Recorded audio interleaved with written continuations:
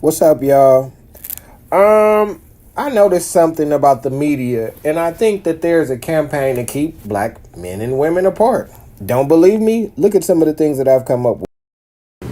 Society teaches men and women of different traditions and ethnicities to hate each other and to hate traditions. Watch. The black community is ground zero for teaching the woman to hate the man and to get the woman to go against her man and her culture and her tradition. It says black women have more master's degrees than men. That's true, but they also have more debt and less income. More women own homes, but they own homes that have no equity. Or the mortgage payment is more than 30% of their income, leaving them with more debt.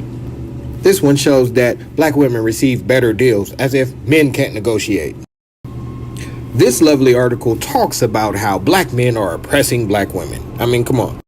This one is just outright telling a lie, saying that black women have been out-earning black men. It's not true. And here they highlight the achievement of black women while disparaging black men compared to white men. And here we have a PhD black man telling lies about black men.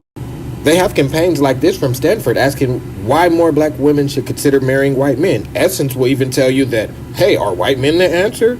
Then you have other publications, saying that, hey, it's time for black women to give white men a chance. And you got black publications with people like K. Michelle also promoting dating white men. Then you have other publications helping white men date black women. Come on.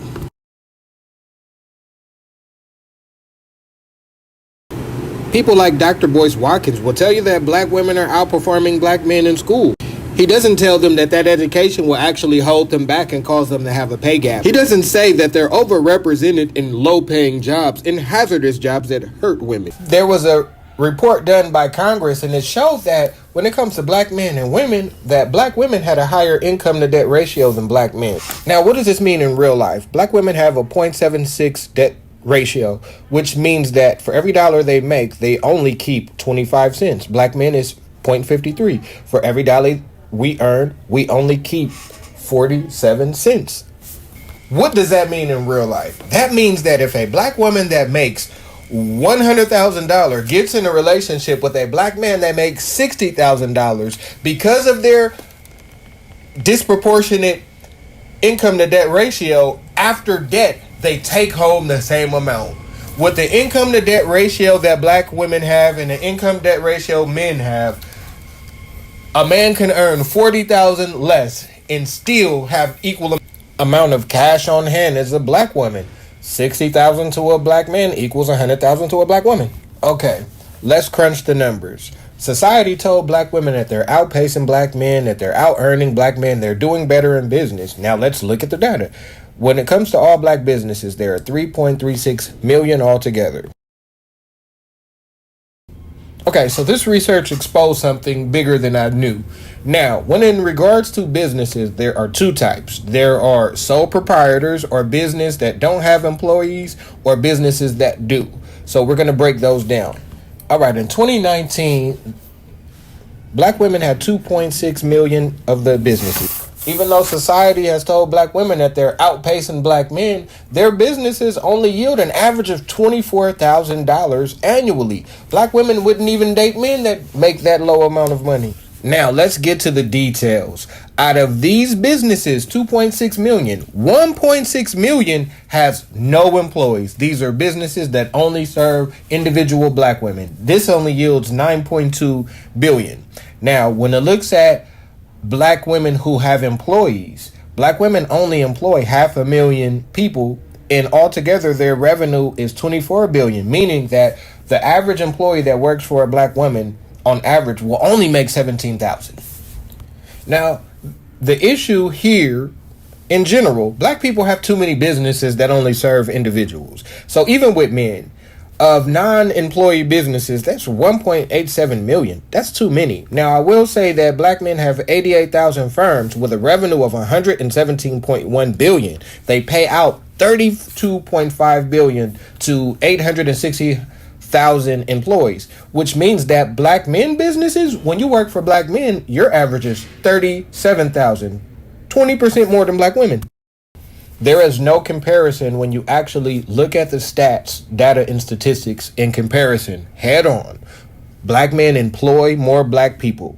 We employ 1.87 million, while black women do 1.63. It's not that much more, but the revenue it's very significant.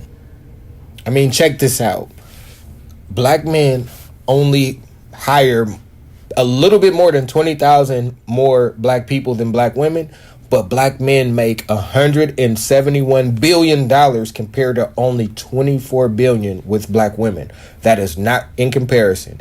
That means that even in payroll, black men pay their employees $32.5 billion, while black women only pay theirs $9.7 billion. That means that, again, black women pay their employees an average of $17,000 and black men $37,000. In every metric, black men are doing much better than black women in business.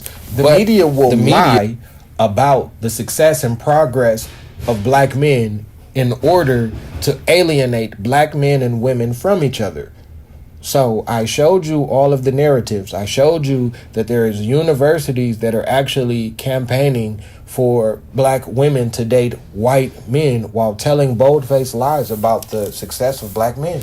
Like I said, whether it's a professor from Stanford, whether it's Essence magazine encouraging black women to go against black men, or whether it's a local news station in Chicago, there seems to be a movement and a media campaign to market black women with white men while creating a disinformation campaign about black men that encourage black women to look negatively and to have false ideations about black men, to the point to where black women are being told that they're doing better than black men when they are not.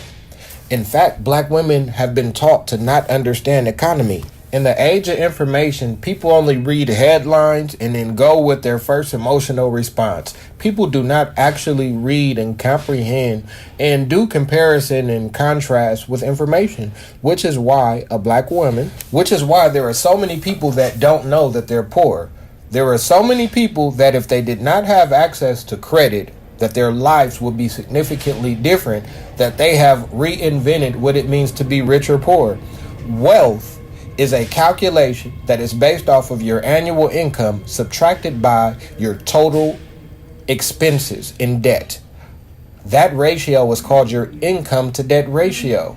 How people in financial institutions look at your well-being is with that calculation. Because of the lack of genuine financial literacy and an abundance of availability of credit in between the ages of 18 and 21, there are women who are in fact in poverty, but because they make a high dollar amount, they think that they are doing good. There are people that make $100,000 who have $180,000 in debt that think that they are still doing good because the dollar amount that they make. A person that has $180,000 in debt and that earns $100,000 has negative $80,000 of wealth. That's how wealth is calculated. That's why there are so many people that have actual negative income but only look at the dollar amount that they make, even if they don't understand that that dollar amount goes towards debt, and that will affect their overall well-being, especially if that debt is student loan debt. Why do I say that? Because student loan debt can't be discharged by bankruptcy. Because student loans can't be discharged by bankruptcy, the most important thing a man can do is find a woman that has no student loan debt. But women who have the most student loan debt think that they are the most desired because they have educational acquisition. But that acquisition of education almost always comes with an exorbitant amount of debt and a degree that doesn't actually even equate to a salary that could even handle minimum payments. And then to add icing to the cake, to add insult to injury, nobody tell black people that some of the degrees that they're getting don't equate in higher paying jobs. If you get a useless degree, just because you have a degree will not make you more profitable, will not make you more employable. So black people are getting misguided and getting manipulated and getting trapped into a cycle of endless student loan debt. They'll tell black women that, hey, you guys are just doing too good for black men. But nobody's telling women that they're inflating the grades to make the graduation rate higher so they can get more people at their universities paying higher amount of tuition.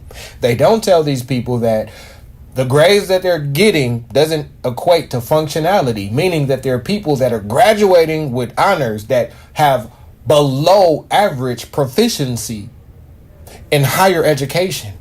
And then they can't perform, they're in debt, they can't do math, and they don't understand income to debt ratio, so they don't understand economy.